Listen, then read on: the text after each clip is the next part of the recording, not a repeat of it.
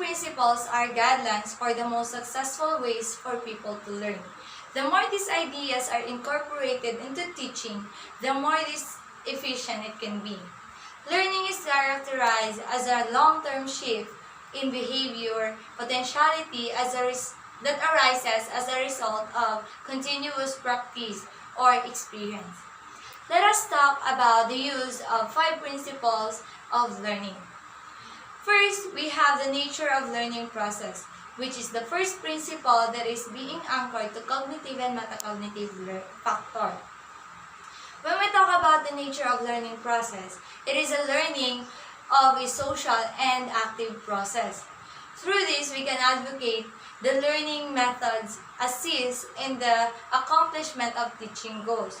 So in that way, our students' behavior are expected to change as a result of learning, including their awareness, insights, desires, talents, and behavior.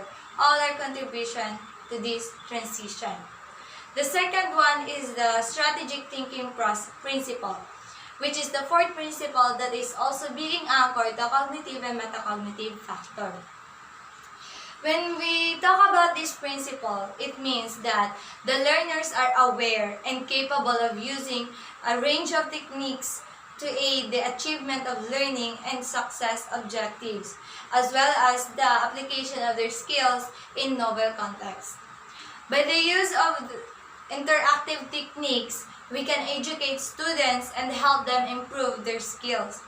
This instructional approach aids students in learning skills such as decision-making, problem-solving, communication, and presenting skills, all of which are important to modern labor needs.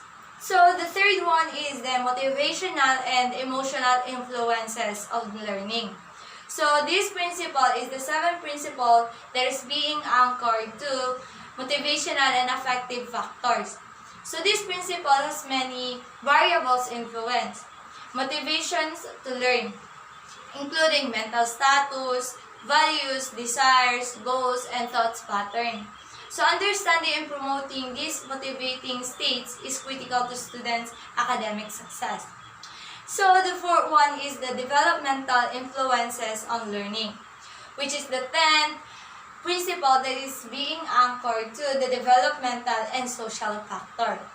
So in this principle, when a child grows, he can encounter new opportunities as well as weaknesses in his learning.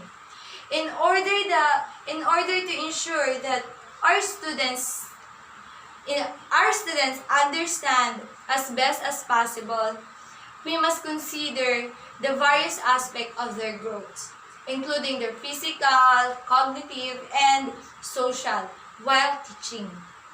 So, the last one is the learning and diversity, which is the 13th principle that is being anchored to individual differences. The use of this learning and diversity principle in education is very important because it nurtures a society that is goal-oriented, cooperative, and compassionate. Our students and ourselves gain intellectual strength by cultivating this form of atmosphere. As a teacher, it is best for us to use these principles of learning because it will help us identify and know our students' strengths and weaknesses. In that way, we will be able to think and what effective plans or strategies we are going to do for us to give them the learnings they need and for us to become an effective teachers for our students.